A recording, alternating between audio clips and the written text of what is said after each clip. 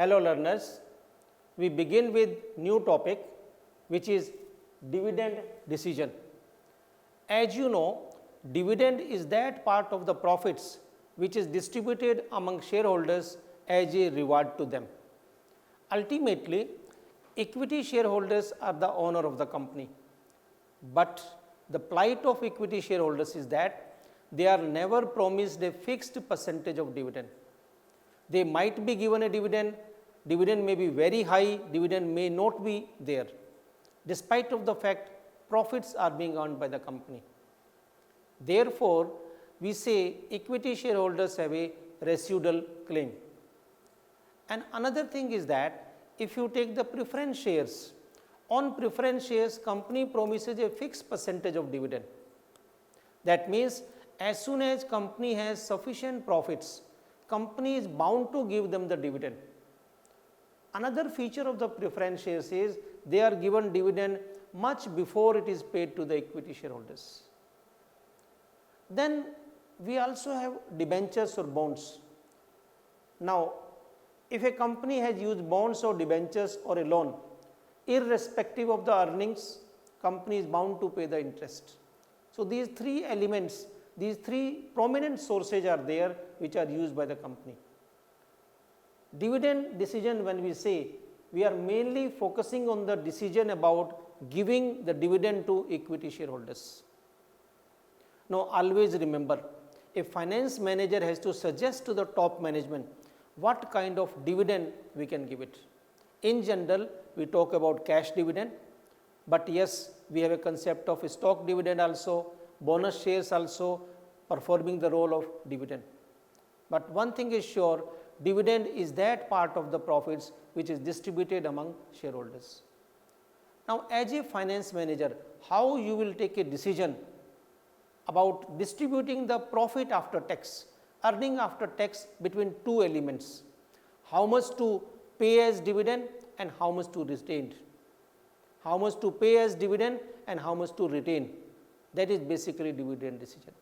Dividend decision means deciding about the proportion of earnings to be distributed as dividend and deciding about the proportion to be kept or withheld in the company for reinvestment purpose. In totality, purpose of dividend decision is twin. We have a twin purpose of dividend decision. That means keeping the equity shareholders happy, providing the return to equity shareholders in the form of dividends, at the same time providing the funding for the company with the help of retained earning, which is called as plowing back of the profit. Plowing back of the profit simply means whatever profits you have earned, you reinvest in the company for that, for the purpose of progress, growth, diversification or something else. So, dear learners, ultimately a finance manager has to make a balance between how much to pay and how much to retain out of the profits. Now, every company has a dividend policy, and that dividend policy speak about these two elements only. How much out of profit is to be retained and how much out of profit is to be distributed as dividend. Although it seems only two aspects, but there are host of factors which affect these two decisions. That means how much to pay and how much to retain. But one thing is there, because when we say dividend decision a finance manager has to take, it affects the equity shareholders also. And always remember, everyone likes the current income. Everyone needs that, yes, if I have invested in shares, apart from the capital appreciation, that means increase in the prices of the shares, shareholders should be rewarded in the form of dividend also. Because there is a one common saying, a bird in hand is worth two in the bush. A bird in hand is worth two in the bush. Meaning is simple. If in the current year company has good profits, now finance manager has to decide that yes, I will distribute some part as dividend and retain the remaining part. But look from the angle of investors, equity shareholders. Majority of the shareholders might say, it is a simple hypothesis, majority of the shareholders might say that yes, if company is earning the profit and profit ultimately belongs to equity shareholders, then major chunk of the profit should be distributed as dividend. On the other hand, finance manager might argue that I need the money for reinvestment purpose. I need the money for reinvestment purpose, so I am not going to give you major chunk as dividend, only a smaller chunk as dividend. Then simple argument may be there from the equity owner's side that yes, a bird in hand is worth two in bush. Now, how do we interpret this? Finance manager is saying that I am not going to give you major chunk as dividend because I need money for reinvestment, and he is showing a picture that if profits are reinvested, future profits will be very high. Future profits will be very high. So he says, wait for few years. In future, I will give you more dividend as compared to the what I can give you today. Whereas equity shareholders who are in need of the cash right now, they say, we are not interested for the future dividend. Give me the current dividend so that I can enjoy that, I can get utility out of that, because future is uncertain, future is risky. Therefore, they say a bird in hand is worth two in the bush. So from there a word comes that yes, every investor or majority of the investors like current dividends as compared to the future dividend. But yes, finally it is the equity shareholders' plight that yes, they are the claimant for the residue. It means they cannot demand anything. There are the scenario when companies earn good profits, but dividend is bare minimum. They cannot go to company demanding, okay, give me so much chunk, I am the owner. No, they cannot do it. Only thing, if dividends are proposed in the board of by the directors in the meeting of shareholders, they can cast their vote either to give the dividend or not to give the dividend. But they cannot change the figure of the dividend, percentage of the dividend. So at this level, it is appropriate to explain you what is the process of declaring a dividend in a company. When year end has taken place, generally we have 31st March year end. However, there are the countries in which calendar year is the year end. So in India, we have 31st March as the year end. So year has ended, books of accounts have been finalized, and company has a good amount of profit. Now, finance manager in consultation with other executives will decide how much should be the percentage of dividend, what should be the payout ratio. When I say dividend percentage is the function of face value of the share. So if a company says we are going to pay 30% dividend, it means 30% of the face value will be paid as dividend. If face value of the equity is rupees 10, so on every one share dividend will be 3 rupees. Whereas, so this is dividend percentage, and dividend percentage is the function of par value or face value. Another company might say, we have decided payout ratio 30%. So what is this? Payout ratio. What is this? Payout ratio. Payout ratio simply means how much out of EPS will be distributed as dividend. It means payout ratio is the function of EPS.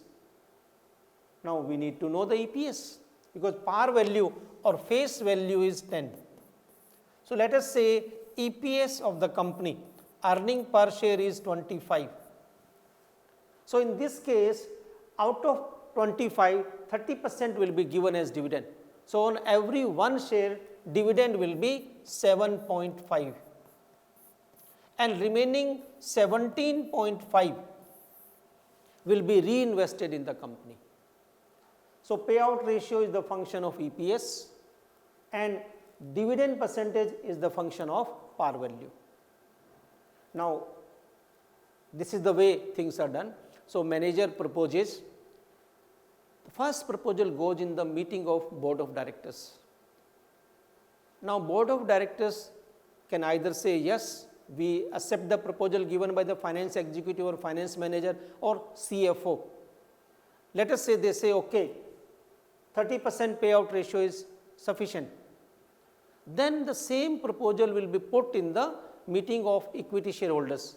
We have something called as AGM, annual general meeting.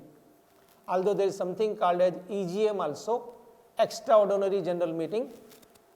But just to give an information to you or update you, every company is required to have AGM once in a year. However, if some urgent need is there, they can go for extraordinary general meeting also. So AGM is meant for equity shareholders. All the equity shareholders, irrespective of their holding, they are invited to the meeting. They can cast their vote in the proportion of their shareholding. Now question comes whether this 30% payout ratio will be given to shareholders or not, because still it is a proposal. So proposal goes in the meeting of shareholders. If majority of the shareholders, that means 51% of the shareholders, more than 50%, say yes to this particular payout ratio, then definitely dividend will be declared, else it cannot be declared. So step number 1, proposal by the CFO or finance executive. Step number 2, proposal is moved in the meeting of board of directors. They give approval to that. Step number 3, proposal is moved as an agenda item in the meeting of shareholders, and once it is approved in the meeting of shareholders, then company initiates the step to pay the dividend. Now in the old days, in the earlier days, dividend used to be paid by issuing a check to each equity shareholder, and that dividend check used to be called as dividend warrant. So every equity shareholder used to get that particular check depending upon his required amount. Like if suppose on every share we have 7.5, so it is not required the calculated amount, and someone is holding 1000 shares, so he will get 7,500 rupees as dividend, and that check or dividend warrant can be encashed by him by depositing in the bank. So that is the way dividends are declared, or that is the process of declaring the dividend. But what is happening nowadays? As soon as dividends are approved in the meeting of shareholders, no checks or no warrants are issued. Company goes for the online payment in the account of shareholders. So company has shareholders account. Through electronic clearing services, money is moved to the bank account of the shareholder. So that is a small process of giving dividend to the shareholders. Ultimately, it is the board of directors who will move the proposal in the equity shareholders meeting, and final approval of the equity shareholders makes it a final decision to give the dividend or not to give the dividend. But again to remind you, if suppose despite of EPS of 25, company says dividend will be 0, we need 100% money for the reinvestment purpose and future dividend will be better, then okay, shareholders can show their annoyance, but no, they cannot demand anything, because they are not in a power to demand. They cannot do anything because they are the one who have the residual claim. They cannot demand anything.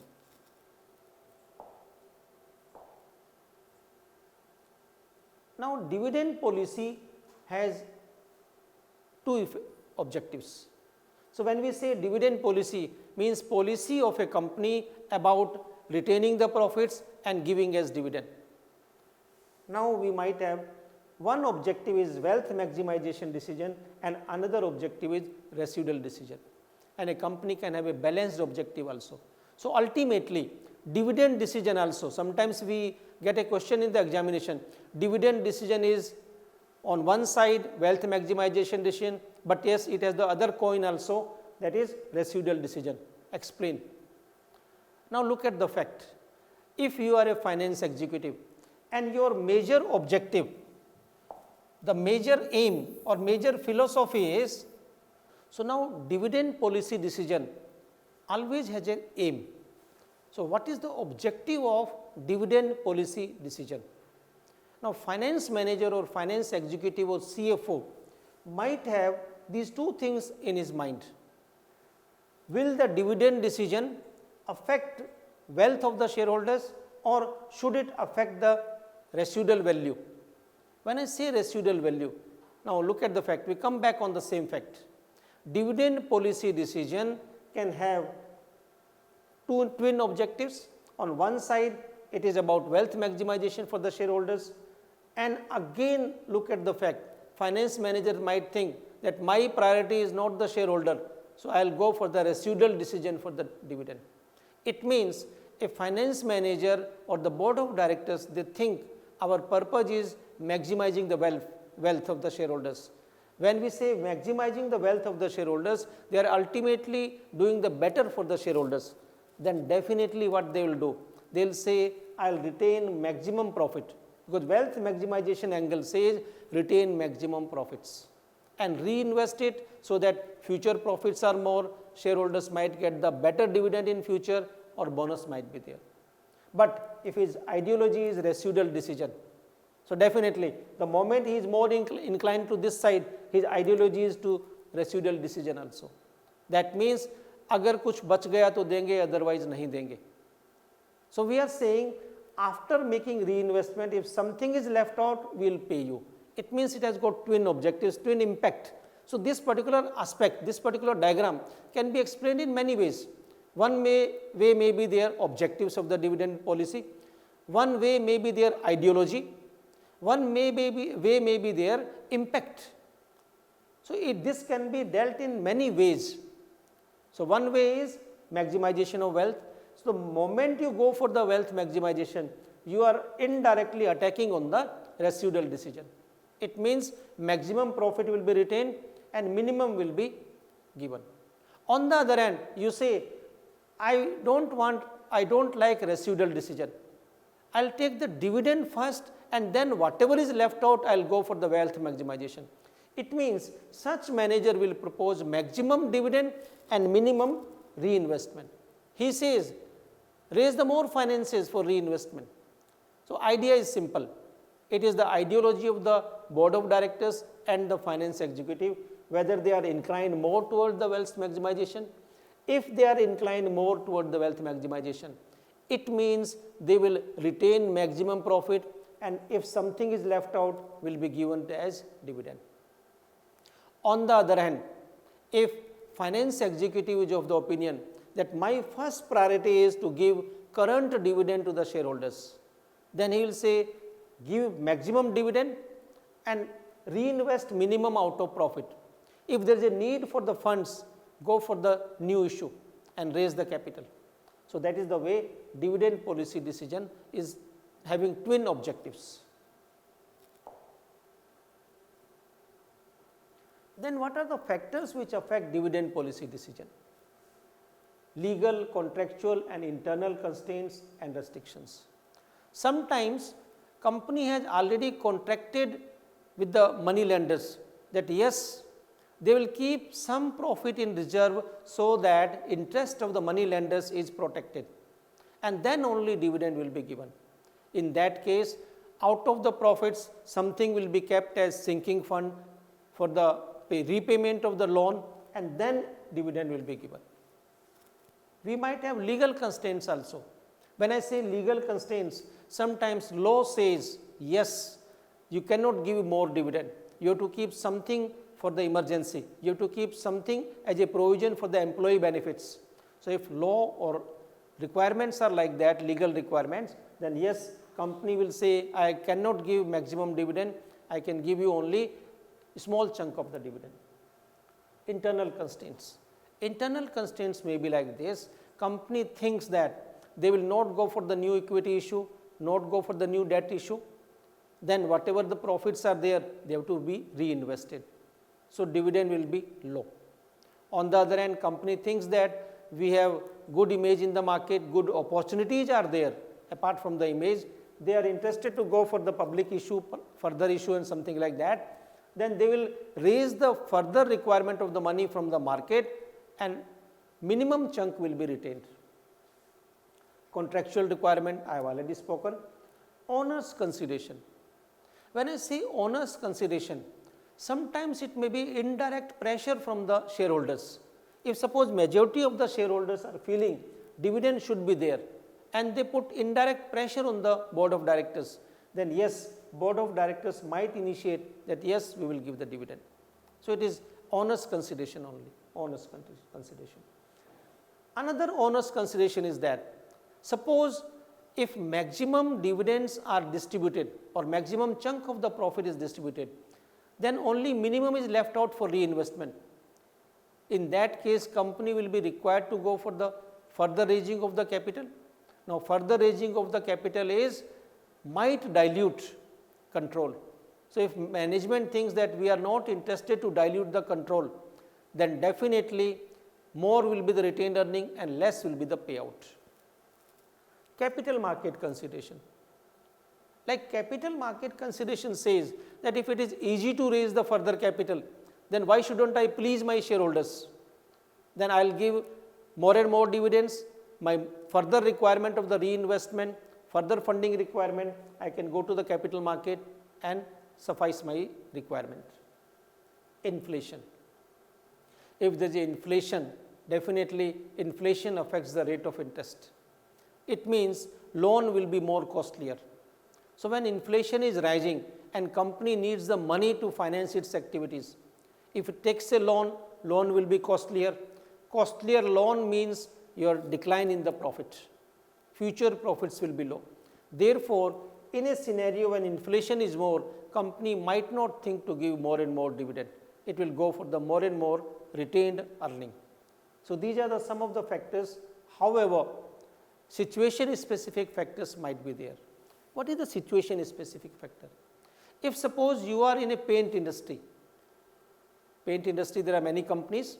Now, if in that industry almost all the companies are giving dividend, your competitors and peers are giving the dividend, but your company is not giving the dividend, the immediate signal goes to the shareholders that there is something fishy in the company, or company might not be earning good profit. That is why they are not giving dividend, whereas other companies in the same industry, they are giving dividend. So in that case, indirectly you are pressurized to give the dividend. So those are the factors to be considered before taking a dividend decision. Then the last part of dividend decision. The thinkers or the managers are divided across the two poles: relevance of dividend versus irrelevance of dividend. When we say relevance of dividend decision, the thinkers who believe that yes, dividend decisions are relevant for the value of the company. It means dividend decision can affect the valuation of the company. Whereas those who believe that dividend decisions are not relevant for the value of the company, it means they say whether you give the dividend or don't give the dividend, value of the company does not get affected. So two poles are there. Irrelevance pole is with hypothesis or approach. Approach says whether company gives the dividend or not, value of the shares of the company or value for the shareholders is likely to be the same irrespective of the dividend decision. So finally, says dividend decision cannot affect the value of the firm, whereas Walter's model and Gordon's model are with the relevance of dividend. According to these two models, Walter and Gordon's model, if dividend has to be given, before giving the dividend, company has to decide whether my decision will have positive impact on the value of the firm or not. And they say yes, if paying dividend has a positive impact, then definitely dividend should be paid. If it has negative impact, then dividend should not be paid. Take a simple scenario. If I explain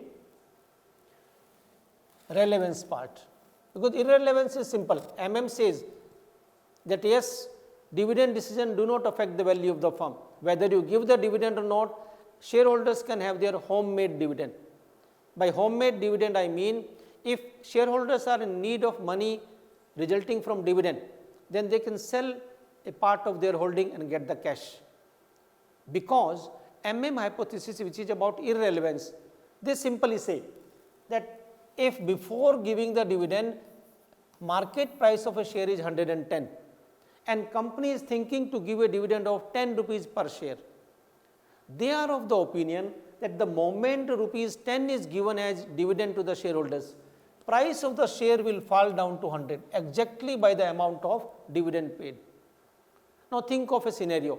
If you are holding 100 shares, what is the value of your holding before paying the dividend? Market value of your holding is 11,000.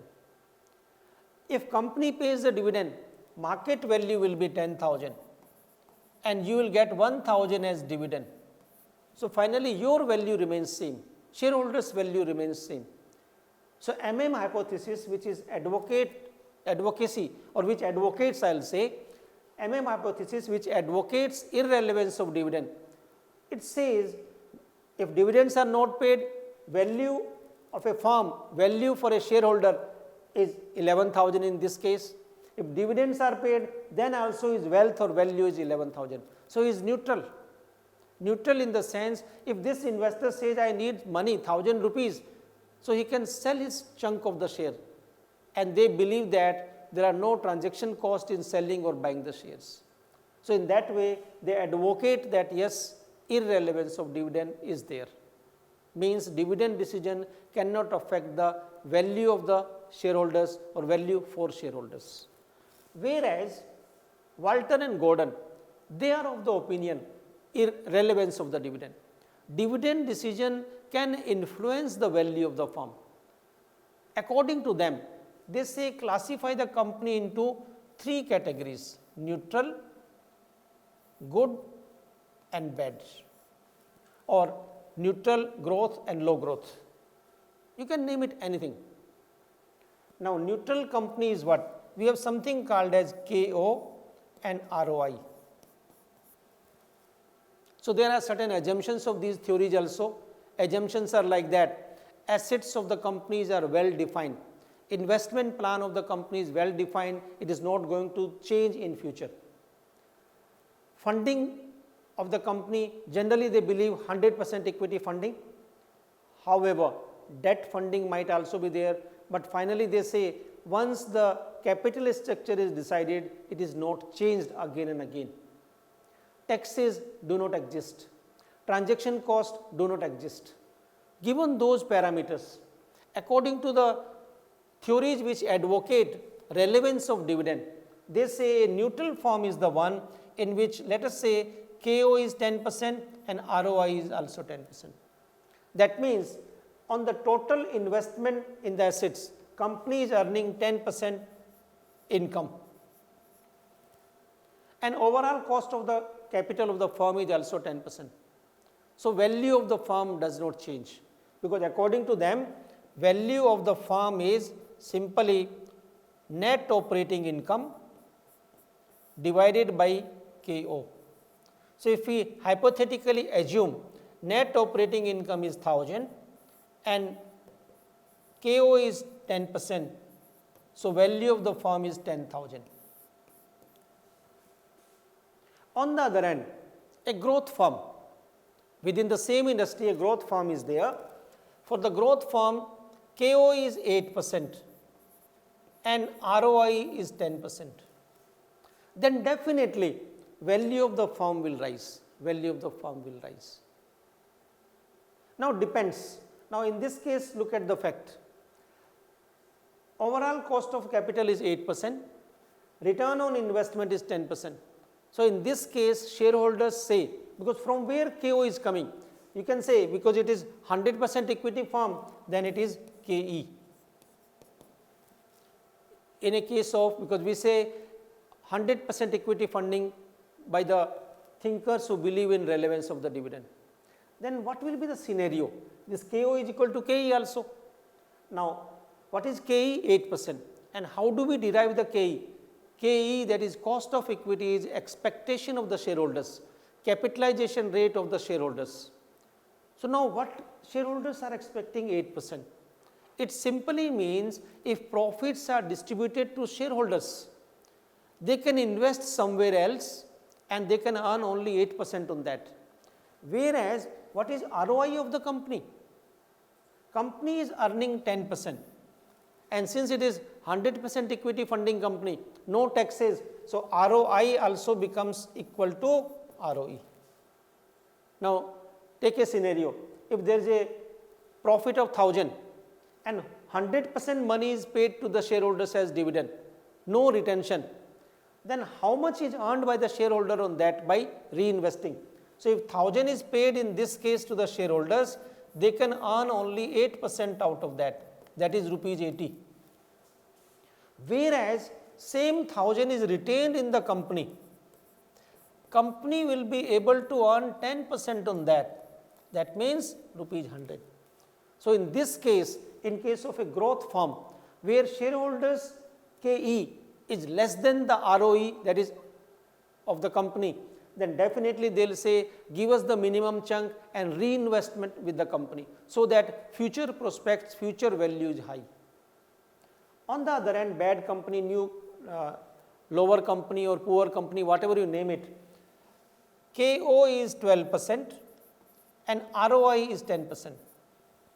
It means now if 1000 which is earned by the company given to the shareholders as dividend, how much shareholder can earn on that next year? 12%. So, if you are the one shareholder, I give you 1000 rupees, you say you have the capacity to earn 12% on that. Whereas, company says if this 1000 is reinvested, I can earn only 10% next year. So, as a shareholder you will say, as a finance manager I will say yes, I should give 100% dividend, so that it will have positive multiplier effect on the value of the firm. So, those who believe in the relevance of dividend, they say make a judgment by comparing cost of equity and return on equity. If cost of equity is less and return on equity is more, retain more profits. So, summary is coming now, you can see this analysis is a little bit typical. In summary, we say if cost of equity is less than ROE, if cost of equity is less than ROE, maximum proportion of profit should be retained and minimum should be paid as dividend. On the other hand, if cost of equity is higher and return on equity is low, maximum proportion should be distributed as dividend, so that value of the shares will rise, because investors are happy. They say we are getting whatever we are getting, we can multiply that at a faster pace. Whereas, if both are equal, shareholders are neutral. They say if you give me, I can also earn 10%, if you retain it, you are also earning 10%. So, they are neutral out of that. So, this is the way dividend policy decision can be split into two poles, theory of relevance and theory of irrelevance. Theory of irrelevance says whether a company gives the dividend or not, it has no impact on the market value of the shares. Whereas, theory of relevance says dividend decisions do impact the market value of the share. In case of growth firm, giving minimum dividend will have positive impact on the market value of shares. Whereas, in case of negative firm, poor firm, giving maximum dividend will have the positive impact on the value of the shares. For neutral, shareholders are neutral, because it is a neutral firm. So, that is the way we classify it.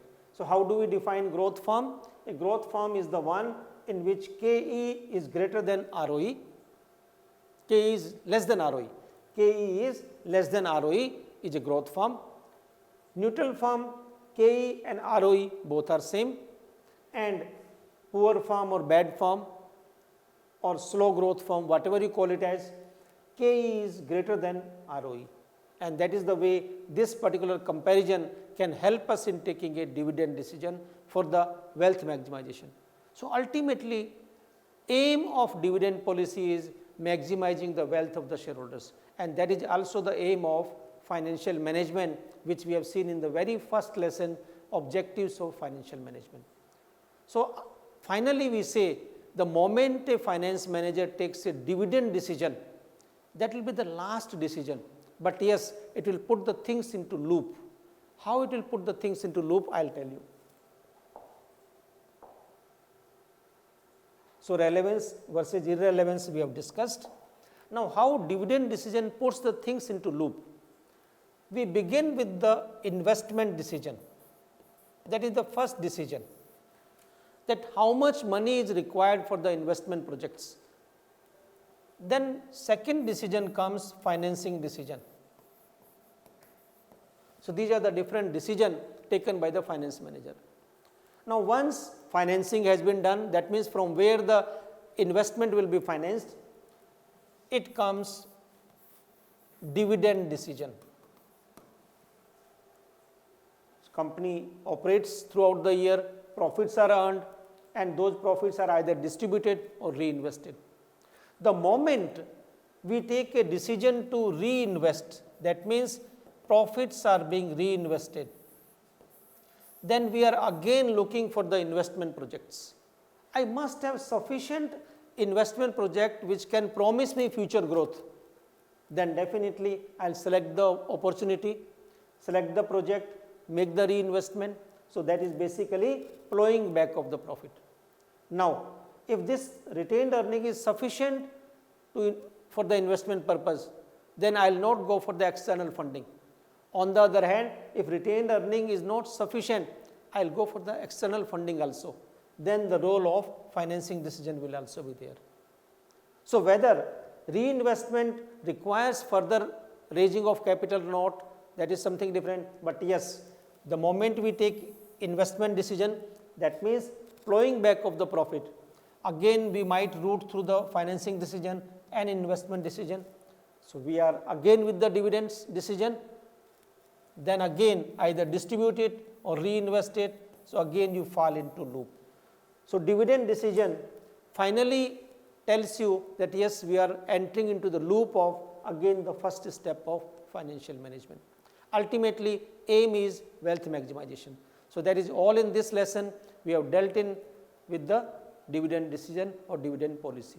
Dividend policy is the policy which affects the dividend decision of a company. Thank you.